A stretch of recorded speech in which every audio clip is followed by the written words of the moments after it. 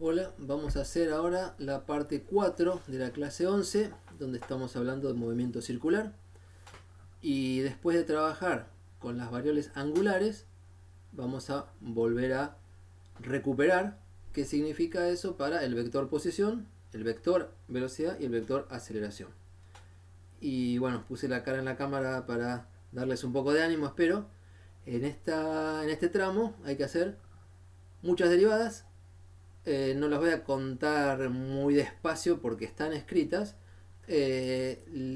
Me gustaría que me crean que si esto ya lo hubieran visto en el curso de análisis, o quizás ya lo estén viendo, es simplemente un ejercicio de derivar. Es un ejercicio de derivar componente a componente y fijarse bien los versores que quedan, porque eso nos dicen para dónde apuntan los vectores. Así que vamos con la cuenta. Vamos a hablar de un movimiento angular, un movimiento circular general. Quiere decir, hay una circunferencia, hay un radio fijo y hay un ángulo que es función del tiempo. Y no digo si es movimiento circular uniforme o uniformemente variado, que son dos ejemplos que vale la pena hacer, sino que hago la teoría en general para este ángulo que pueda andar de cualquier manera con el tiempo.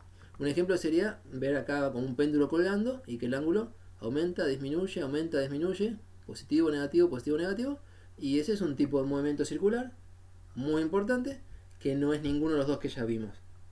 Entonces, ese es el motivo de hacer la teoría con una función θ de t cualquiera, para que sirva para otros casos. La cuestión es que tenemos, si conocemos el ángulo, el vector posición es R mayúscula por coseno del ángulo, por el versor I, más R mayúscula radio por el seno del ángulo por el versor J. Y el ángulo depende del tiempo. Entonces lo que tenemos acá son funciones compuestas. Para hacer las derivadas de funciones compuestas y para hacer la derivada de senos y cosenos hay que remangarse, buscar la tabla y recordar, lo paso en limpio más adelante, cómo son esas derivadas y bueno, seguir adelante. Lo que sí voy a hacer antes es hablar de los vectores tangencial al movimiento y normal al movimiento en el caso particular del movimiento circular. Imagínense en el dibujo que tangencial al movimiento es una dirección perpendicular al vector posición. Si estamos en una circunferencia, el vector posición es como un radio, la dirección tangente es bien perpendicular al radio. Y la dirección normal hacia adentro de la curva es como el vector R, pero al revés, es como R con signo menos. ¿Sí? Entonces está bien claro, en términos de R y en términos de algo perpendicular a R, a qué hay que llamar tangencial y a qué hay que llamar normal. Entonces lo hacemos antes de las cuentas, porque geométricamente se ve. De hecho, es algo que se hace en coordenadas polares, aunque incluso cuando no se habla de movimiento circular. Se habla de los vectores, de los versores, vectores de módulo 1, polares, R con el sombrerito y θ con el sombrerito, que en cada punto del plano dependen de la dirección de R y de la dirección tangencial. Y en nuestro caso dependen del tiempo. El versor R se define como el versor asociado a la posición, al vector posición. O sea, el vector posición tiene su módulo, lo divido por su propio módulo y esto me da de módulo 1. Es la construcción estándar de un versor que apunta igual que un vector dado. O sea, el versor radial apunta por construcción igual que el vector posición. Se llama versor radial. Imagínenselo dibujado encima de la partícula de un módulo 1 y hacia afuera. ¿Sí? Módulo 1 y hacia afuera. Después se define el vector θ, perdón, el versor θ sombrerito, como que sea perpendicular al versor R. O sea, si R era radial, θ va a ser tangencial. Y tangencial podría ser en un sentido o en el otro, y en coordenadas polares se define apuntando en la dirección de ángulo creciente, o sea, en la dirección antihoraria. En convención trigonométrica, el ángulo creciente crece hacia el sentido antihorario y para ese lado apunta el versor θ.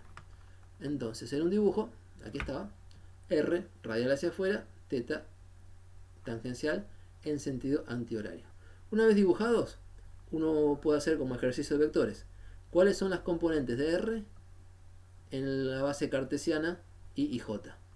Es módulo 1 por coseno del ángulo θ para la componente x y módulo 1 por seno del ángulo θ para la componente y. Esas son las componentes del versor R en base cartesiana. Y el versor θ, módulo 1, el ángulo θ, que acá era fácil de copiar, por ángulos correspondientes se dice, es igual a este que marqué acá.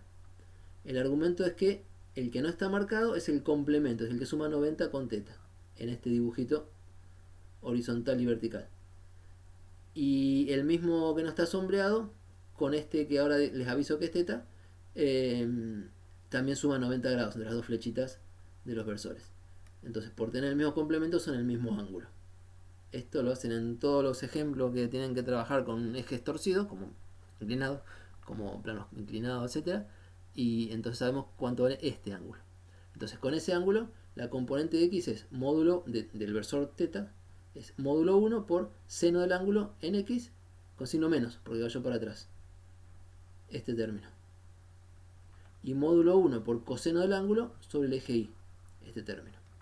Bien, esto se parece a un ejercicio de vectores de la práctica 1, donde ponían en un plano inclinado los versores normal y tangencial, que ya se han acostumbrado a usar ahora, y pedían cómo eran las componentes en la base cartesiana. Y de la misma manera se puede invertir eso. Se puede despejar J y despejar I y quedan estas expresiones. O se puede pensar el versor I como horizontal acá y proyectarlo sobre R y sobre θ. La cuestión es que quedan estas componentes.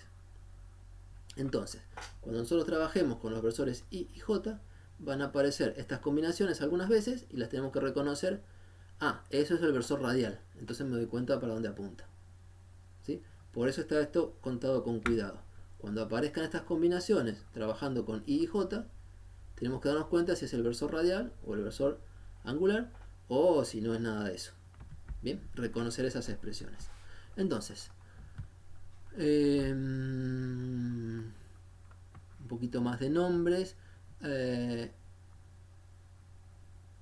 Lo que es en este dibujo radial y angular se relaciona con lo que es en cualquier momento curvilíneo normal, que apunta al centro de la curva, y tangencial. Normal apunta al centro de la curva en una circunferencia justo al revés que el radial.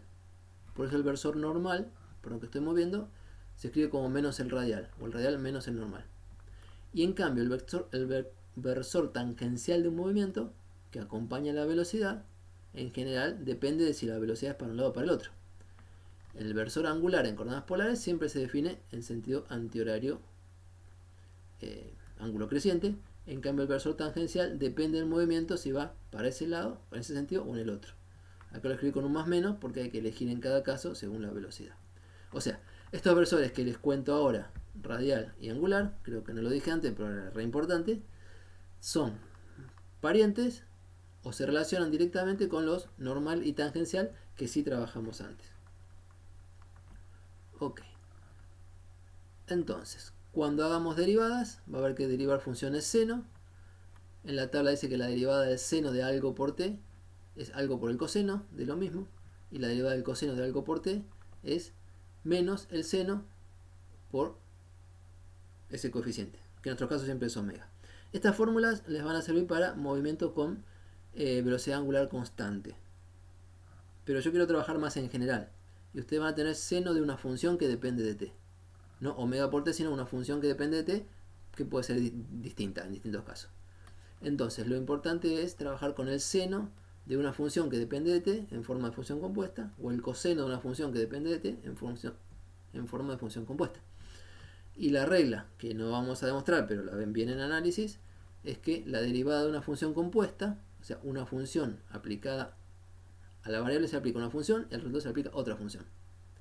La derivada de la función compuesta es la derivada de la función de afuera, decimos, evaluada en su argumento, por la derivada de la función de adentro. La regla de la cadena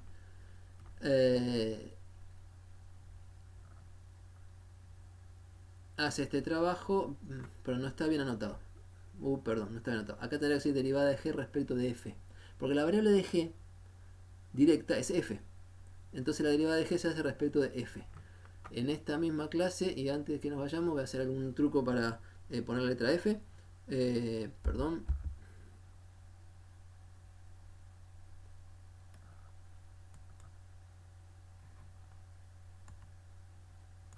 acá tiene que decir de f. Ok, la derivada de g respecto de f, que es su variable, por la derivada de f respecto de t. Qué buena la tecnología, ¿no? Entonces, el nombre de regla de la cadena es por cómo se enganchan las variables. G se engancha con f y f se engancha con t para dar al final la derivada de la función de afuera respecto a la variable de adentro. ¿Sí? Era re importante escribirlo bien. Ok, lo vamos a usar. Y también hay que derivar productos. Si te va a hacer la derivada de un producto, les conté alguna vez que se hace la derivada de del primer factor por el segundo sin derivar, más el primero por la derivada del segundo. Y creo que ya lo usamos en algunos ejemplos. Entonces, se me está haciendo largo, la introducción es toda esta. En matemática lo van a ver bien, pero yo tengo que decir algo decente, y es que todas estas reglas tienen hipótesis de validez. No cualquier función admite derivada, y no cualquier producto se puede derivar, y hay excepciones. Entonces, en este curso les aseguramos que los ejemplos con los que trabajamos cumplen con las hipótesis de trabajo y no vamos a meter la pata. Pero si ustedes se copian esto y lo usan en algún lugar distinto, puede que hagan lío. Entonces se aclara. Estas reglas tienen sus hipótesis de validez que las van a ver en las materias de matemática.